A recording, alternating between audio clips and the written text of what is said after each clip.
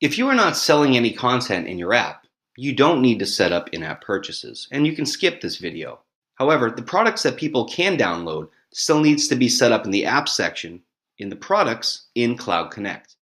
Please refer to that video to make sure you've set up your free content correctly. As mentioned earlier, you can set up in-app purchases for free to receive download data from Apple on free issues.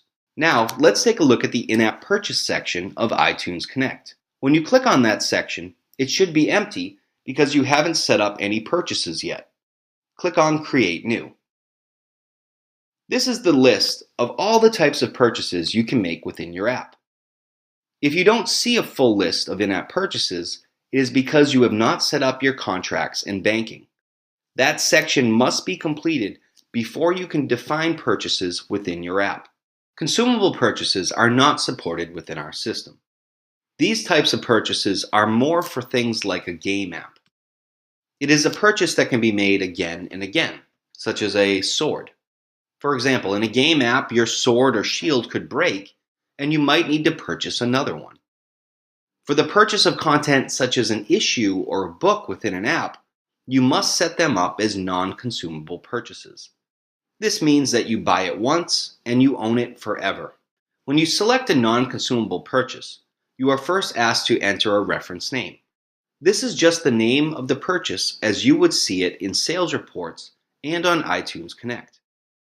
The product ID in iTunes Connect must exactly match the product ID you set up in Cloud Connect in order for the purchase to be successful.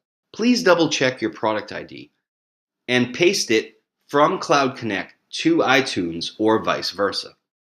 Next, you can choose whether it was cleared for sale and a pricing tier. Next up is the in-app purchase details. You need to choose the language, the display name, and the description for the purchase. For hosting content with Apple, you can choose No. You host your own content within our system. If you need to write any special requirements for the app reviewers, you can use the Review Notes section. You're also required to supply a screenshot for review. This is only viewed by the Apple reviewers and just needs to be a sample of your work.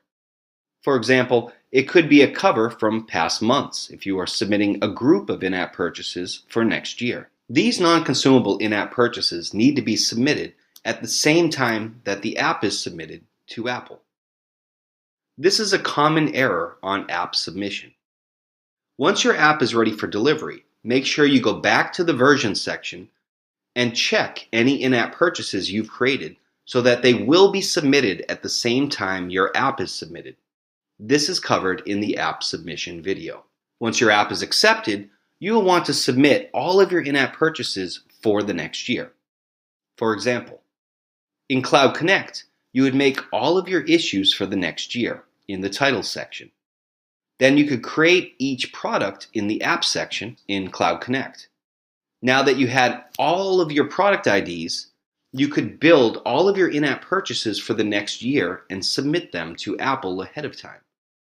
Don't worry, you can use the same cover image for the screenshot for review, meaning your first issue cover.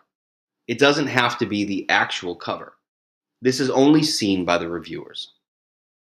It can take up to a week for your in-app purchases to be accepted.